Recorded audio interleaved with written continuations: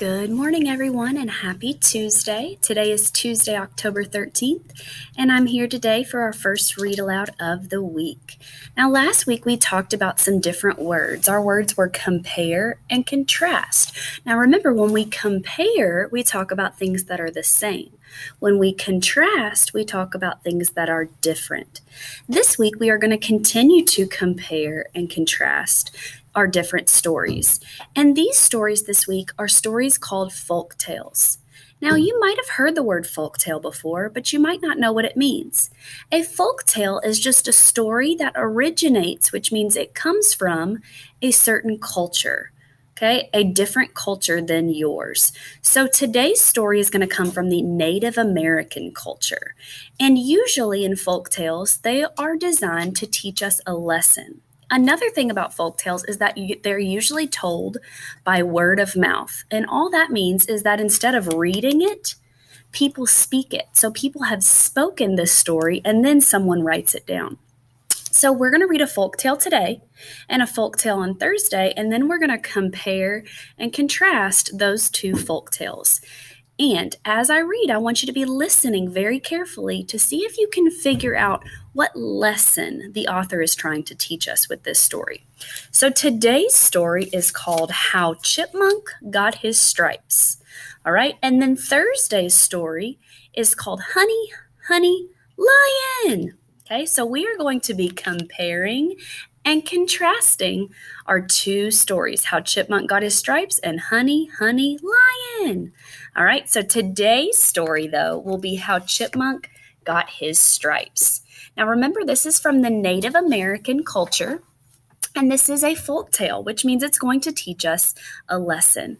All right, so our authors, we actually have two authors today. Our authors are Joseph Bruchac and James Bruchac, and they're actually a father and son. So a father and a son wrote this book, and our pictures are by Jose Arroyo and Arion Dewey. I want you to take a look at the cover. Take a look at this chipmunk.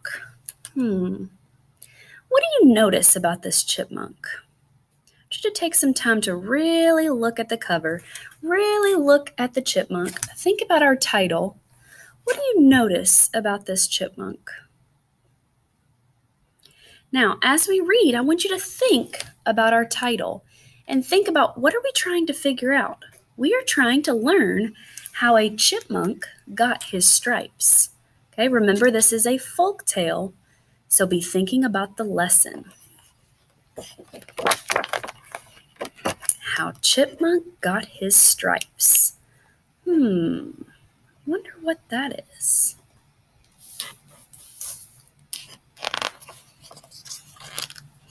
Uh-oh. Let's see here if I can get the whole page. Wonder what those are. Now let's look at our question. What do you see on the title page that you also see on this page? So here's the title page. And here's this page. What do you notice? And what do you think that might have to do with our story?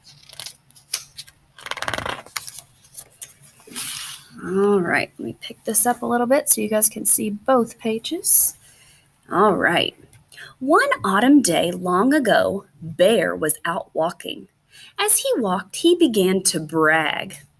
I am Bear. I am the biggest of all the animals. Yes, I am.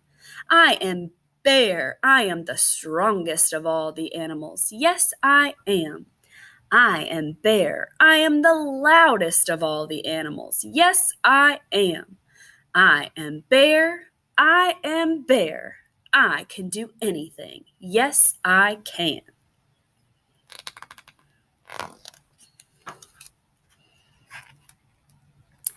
As soon as Bear said those words, a little voice spoke up from the ground.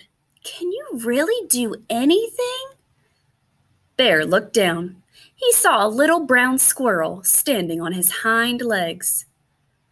Can you really do anything? Brown Squirrel asked again.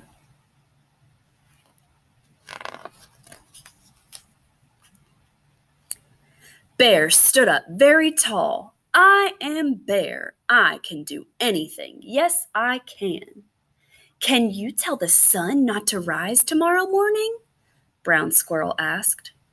I've never tried that before, but I am Bear. I can do that. Yes, I can. All right, now we have a question on this page. Bear thinks that he can do anything, even tell the sun not to rise. What do you think about this? Should I pause the video and take some think time? What do you think about Bear and how he is acting? Bear turned west to face the sun. It was the time when the sun always goes down. Bear stood up to his full height and spoke in a loud voice. Sun, do not come up tomorrow. At his words, the sun began to disappear behind the hills. You see, Bear said, Sun is afraid of me. He is running away. But will the sun come up tomorrow? Brown Squirrel asked. No, Bear answered. The sun will not come up.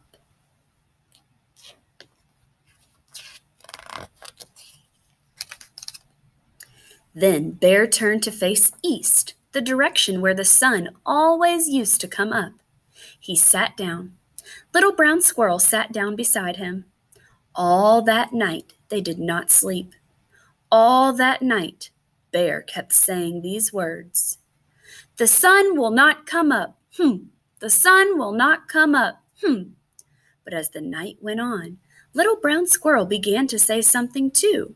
He said these words. The sun is going to rise. Ooh, the sun is going to rise. Ooh.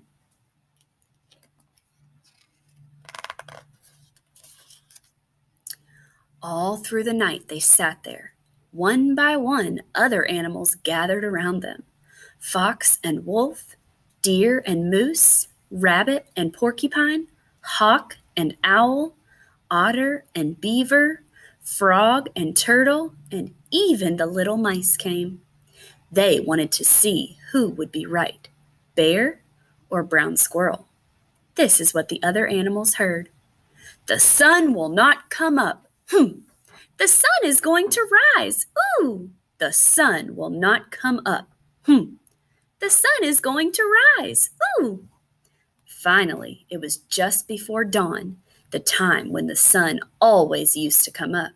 Look, said Turtle, a little bit of red is starting to show. Yes, said Owl, I believe the sun will rise today. Bear only chanted louder, the sun will not come up. But right next to him, Little Brown Squirrel piped up, the sun is going to rise. Ooh! All right, let's look at our question. Do you think the sun is going to rise? I wonder who's going to be right. Do you think that Bear will be right? Or Little Brown Squirrel?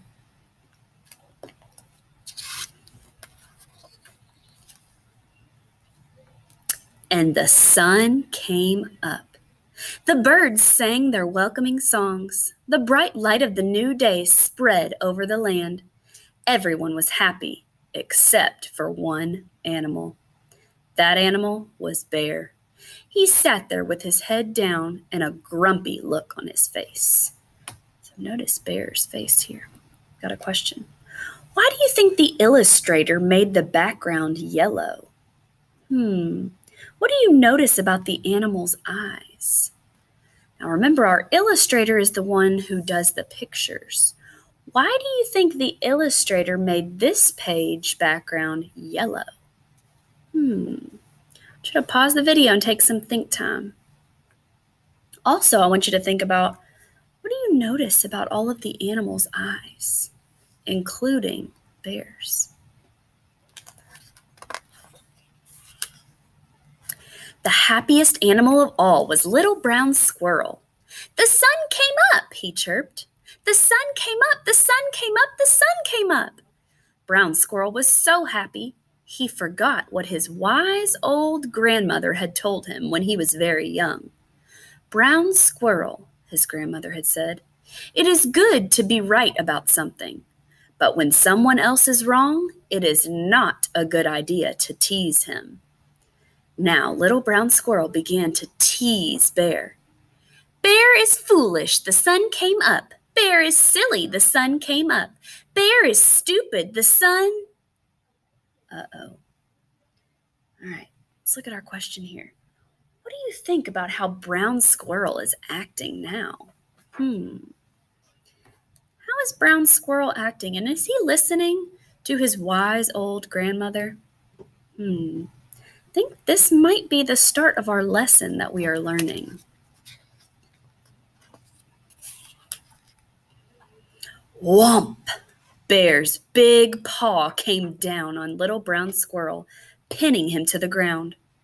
Bear leaned over and opened his huge mouth. Yes, Bear growled.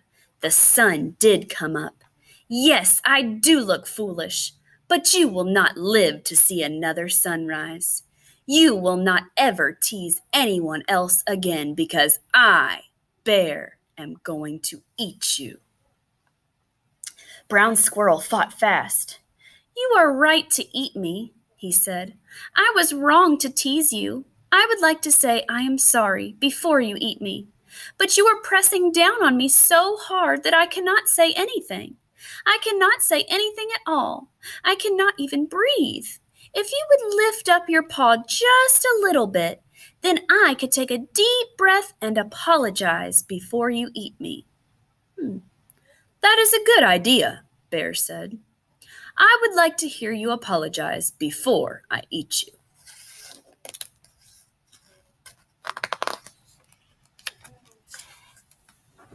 So Bear lifted up his paw, but instead of apologizing, Brown Squirrel ran. He ran as fast as he could toward the pile of stones where he had his home. He had a tunnel under those stones and a nice warm burrow deep underground. Little Brown Squirrel's grandmother stood there in the door waiting for him. Hurry, Brown Squirrel, she called. Hurry, hurry. So here we see Brown Squirrel. We see the moonlight. We see his grandmother. Let's look at our question here. What do you think the blue is showing us? Let's think about this blue here. What do you think the blue is showing us? So I'm thinking that the blue might be a shadow.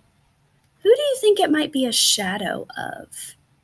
And why might that be a problem for Little Brown Squirrel?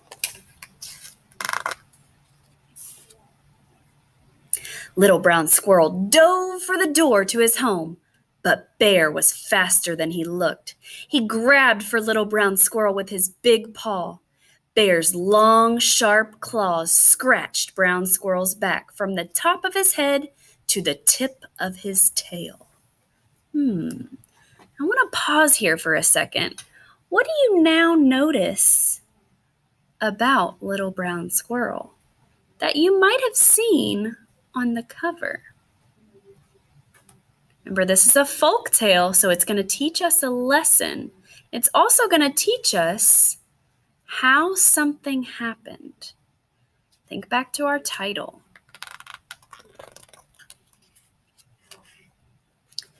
But Brown Squirrel got away. Deep down in his burrow where Bear couldn't get him, Brown Squirrel curled up next to his grandmother and slept all winter while those scratches on his back healed. So who do you think that is peeking into the burrow? Then we have Grandmother Squirrel and Little Brown Squirrel with now those scratches, which also look like stripes.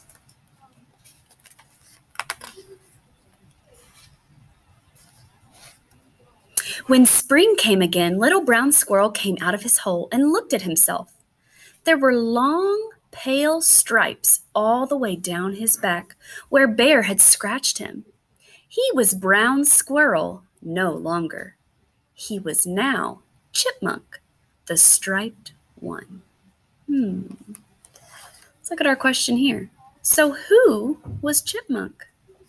Who did Chipmunk end up being?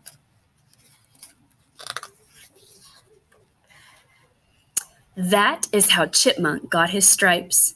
Ever since then, Chipmunk has been the first animal to get up every morning. As the sun rises, he scoots to the top of the tallest tree to sing his song.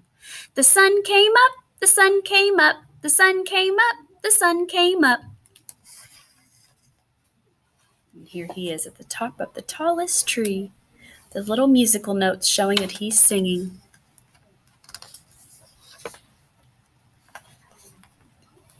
And ever since then, Bear has been the last animal to get up. He doesn't like to hear Chipmunk's song. It reminds him, as it reminds us all, that no one, not even Bear, can do everything. The end. All right, so there were a couple of different lessons in our story today. So one of the main lessons that you should have learned from this is that it is not ever okay to tease or brag about something. It's okay to be right, and that's a good thing to be right, but it is not okay to tease others or to brag about being right, because, as Little Brown Squirrel learned, it might not always work out for you. Okay? And another lesson you could have learned from Bear in this story is that you're not always right. Okay? A lot of times we want to be right, and that's okay. But you are never going to be right every time, and that's okay. Okay? Sometimes when we're wrong, it's important because we learn from when we are wrong, and we learn lessons from when we are wrong. Okay, so as you are listening to this story and as you are going throughout your week, I want you to think about this folktale and think about what lesson you learned from this folktale. Okay, and remember to think about what a folktale is. Remember, this one came from our Native American culture, and our one on Thursday is going to come from an African culture. And as you are listening to our story on Thursday, remember to think about how this story, how Chipmunk got his stripes, and how Thursday's story, Honey, Honey, Lion, is similar and different. So we are going to compare and contrast, just like we did last week, remembering those words, compare and contrast. All right, I hope you guys enjoyed this story today. Remember the lesson from the story and apply it to your real life. So sometimes you might be right, but you're not going to be right all the time, and that's okay because you learn from the times when you are not right. You learn a lesson. Another lesson I want you to think about is if you are right, it's not okay to tease someone else because they're wrong, and it's not okay to brag about yourself being right. All right, so I want you to think about those lessons that you learned from this folktale as you continue to go throughout the week, and I will see you guys on Thursday for our next folktale of the week. Have a great day.